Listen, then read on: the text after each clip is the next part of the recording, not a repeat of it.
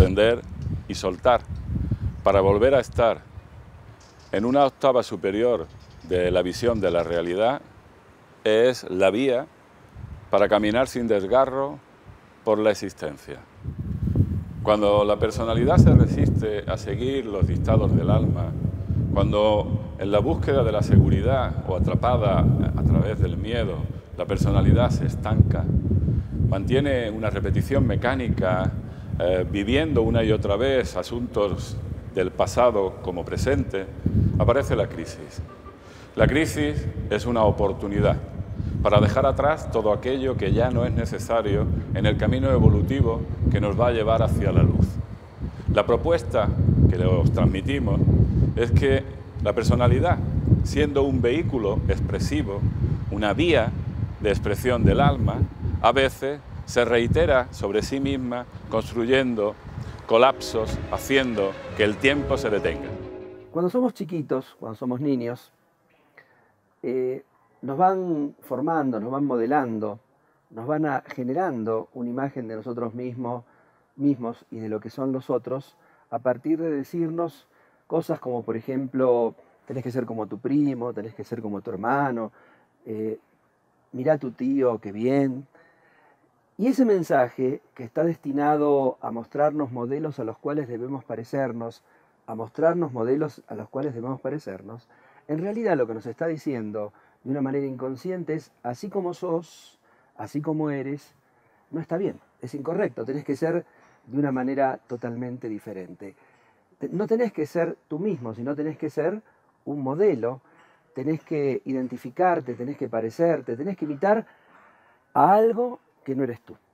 Y así, inconscientemente, este modelo que comienza a forjarse en la familia y se continúa luego en la escuela, y toda la sociedad de alguna manera nos está bombardeando permanentemente con cosas a las cuales tenemos que parecernos, nos insiste en dejar de ser lo que realmente nosotros somos. Nos va generando una forma de ser inauténtica, una forma de ser falsa. Y entonces queremos agradar a los otros para ser queridos, queremos agradar a los otros para ser aceptados, y esa manera de agradar a los otros para ser queridos y ser aceptados consiste en ajustarnos a los modelos que la sociedad nos plantea que son los correctos, que son los adecuados. Modelos como ser un buen alumno, modelos como adaptarse a las normas que la sociedad nos plantea. Algunas de ellas, de estas normas, por otra parte, son neuróticas, son represivas, malogran lo mejor que hay de nosotros. Así, desde muy chicos, vamos reprimiendo y sofocando nuestras emociones. Hay emociones que no expresamos y otras emociones que nos enseñan a expresar a medias. No te enojes tanto, no te deprimas tanto, envidia pero de la buena, no seas tan celoso. Es decir, nos hacen mediocres emocionales. Y en esta mediocridad emocional se transforma en el hecho de que cada uno de nosotros queda prisionero de ciertas cárceles de emociones que no expresamos o de emociones que no expresamos plenamente. Eso es nuestro ego. Nuestro ego es un conjunto de creencias acerca del mundo, acerca de los otros, un conjunto de creencias acerca de nosotros mismos, un conjunto de creencias de lo que está bien, de lo que está mal, un conjunto de creencias que no nos permite ser auténticos y ser sinceros con nosotros mismos. Y lo penoso del caso, que ese ego, eso que nosotros llamamos nuestro yo, eso que cuidamos tanto, eso que veneramos tanto, que defendemos tanto, porque yo lo pienso, porque yo lo quiero, porque es una idea mía, sin embargo es lo más ajeno que tenemos, es fruto de lo que construimos ajustándonos a modelos de lo que nos dijeron que teníamos que ser.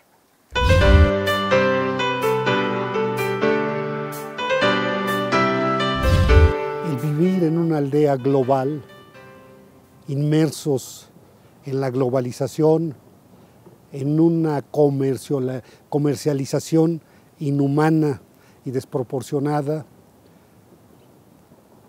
nos hace reflexionar en que cuáles son los modelos, cuál es nuestro paradigma, cuál es la forma que podemos adoptar en este mundo para poder identificarnos y poder alcanzar nuestras metas, poder guiar nuestra vida. En la primera mitad de la vida, lo más importante es consolidar nuestro ego, es decir, consolidar las características con las cuales nos fuimos identificando desde nuestra primera infancia. Y lo más importante es sentirnos confirmados y afirmados en esas características. Así llegamos a otro momento en la vida, lo que llamamos la mitad de la vida, cosa que ocurre alrededor de los 35, 40, 45 años de edad, en que el concepto de nuestro yo, es decir, nuestro ego, empieza a sufrir algunas variaciones.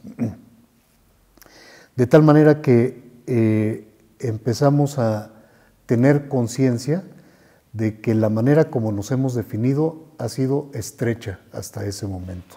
Pues, empezamos a tener conciencia de que la realidad que somos rebasa aquellas características con las cuales nos hemos definido. Empezamos a tener conciencia que somos más, somos mucho más de lo que habíamos creído. Y en el mejor de los casos empezamos a tener conciencia que nuestro yo, nuestro ego, es apenas un fragmento de lo que realmente somos, a diferencia de lo que verdaderamente somos. En general, nuestras crisis nos hacen sentir confusión, nos hacen sentir vacío interior, nos hacen sentir dificultad para tomar decisiones, nos hacen sentir ciertos síntomas como la baja energía, como la falta de motivación, etc. Por una parte, lo que anteriormente era muy importante para nosotros empieza a dejar de ser importante. Los logros que eran importantes dejan de ser importantes o empiezan a dejar de ser importantes. Aquella meta que yo quería alcanzar ya no es tan importante. Aquel patrimonio que yo quería construir ya no es tan importante. Aquel grado académico que yo quería lograr, de pronto ya no es tan importante. Esa es una característica. Y otra característica, a diferencia de otras crisis en la vida, si somos parte de una familia, si hemos construido una familia, entonces la rutina, la vida cotidiana, nuestros horarios, nuestros hábitos, nuestras responsabilidades, etcétera, empiezan a parecer como algo asfixiante.